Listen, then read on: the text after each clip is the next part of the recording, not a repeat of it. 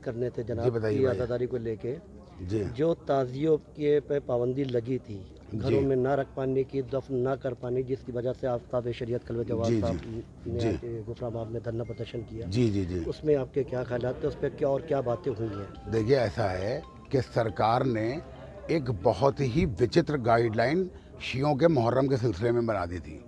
सबसे बड़ी बात ये कि सरकार ये डिसाइड नहीं कर पा रही थी कि साहब मुहर्रम जो है वो गम का त्यौहार है या खुशी का त्यौहार। वो त्यौहार कहते हैं, मुहर्रम पर्व है, त्यौहार है नहीं।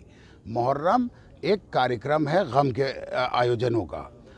उसको वो समझ नहीं पा रहे थे कि ये क्या मामला है। फिर हम लोगों ने उनको ये बात बताई कि साहब ये गम की चीज़ है, इसमें हम ताज़िया रखते हैं, मन्नत के ताज़िए होते हैं। अभी कोविड का दौर चल रहा है तो मेरी 4 बेटियां हैं, तो उन 4 बेटियों की ज़िंदगी के लिए हमने मन्नत मानी भी और ताज़िया रखा है। तो इन चीज़ों को जो हम अपने घर पे कर रहे हैं उस पर सरकार को क्या इतराज़ है। जैसे काले झंडे या बैनर अगर सरकार इमामबाड़ों पे, हमारी इबादत गाहों पे लगे हैं, उसको उतारने का क्या मकसद है?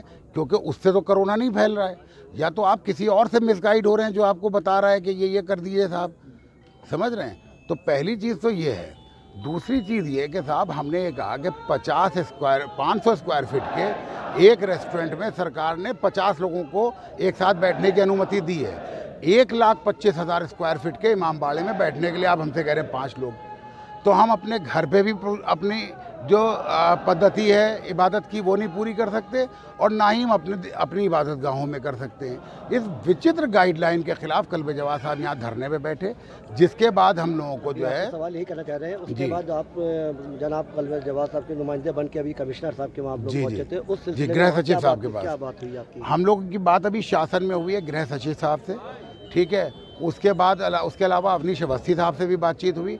उनको सारी बातें बताने के बाद उन्होंने कहा कि हम तत्काल जो है वो सारे ज़िलों के अंदर ये फैक्स किए दे रहे हैं कि घरों में अज़ादारी करने पे या मजलिस करने पे या मातम करने पे कोई किसी प्रकार का प्रतिबंध नहीं है, ना ही घरों के अंदर ताज़िए रखने पे कोई प्रतिबंध है। किसी प्रकार के इमाम चौक, चौराहे, गलियां या बड़े जो रोड हैं उनके ऊपर भव्य ताज़िए नहीं रखे जाएंगे, पंडाल नहीं बनाए जाएंगे। हम लोग इसके लिए एग्री थे कि हम सिर्फ अज़ादारी, क्योंकि सोशल डिस्टेंसिंग के साथ हम कोरोना की इस महामारी में खुद इस बात का एहतियात रखना चाहते हैं, क्योंकि हमारी कम्युनिटी भी बीमार पड़ सकती है।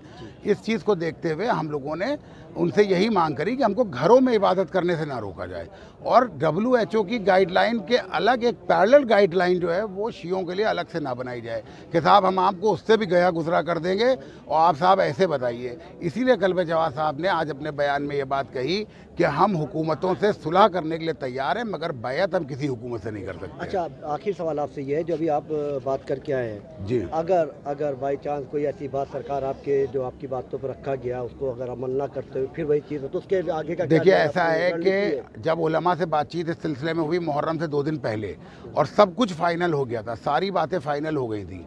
उसके बाद सरकार ने 2 दिन तक हम लोगों को ये कह के कि अभी गाइडलाइन आ रही है, अभी गाइडलाइन आ रही है, अभी गाइडलाइन आ रही है, और अल्टीमेटली वो गाइडलाइन नहीं आई। तो वो धोखा था हमारे साथ। उस धोखे के खामियाजे में हम यहाँ इकट्ठा हो गए। अब धोखे के खामियाजे में हम सड़कों पे इकट्ठा होंगे। तो कोई इस प्रकार की घटना हमारे साथ ना करी जाए, ऐसी कोई बात ना करी जाए कि जिससे हमें ये लगे कि सरकार जो है वो बिला वजह हमें दबाने पे और बिला वजह हमें कुचलने पे लगी है। क्योंकि ये मामला आप लोगों को अच्छी तरह समझ में आना चाहिए कि आंदोलन एक अलग चीज़ है और अज़ादारी एक अलग चीज़ है। आंदोलन में अगर किसी का बच्चा गोली से मर जाता है तो उसकी माँ हो सकता है नेता का गिरबान पकड़ के खड़ा हो जाए, लेकिन अज़ादारी में किसी का बच्चा मर जाता है तो माँ कहेगी मेरा दूसरा बच्चा जिंदा है, मैं भेज रही हूँ। तो ये फ़र्क है अज़ादारी में और आंदोलन में। शुक्रिया।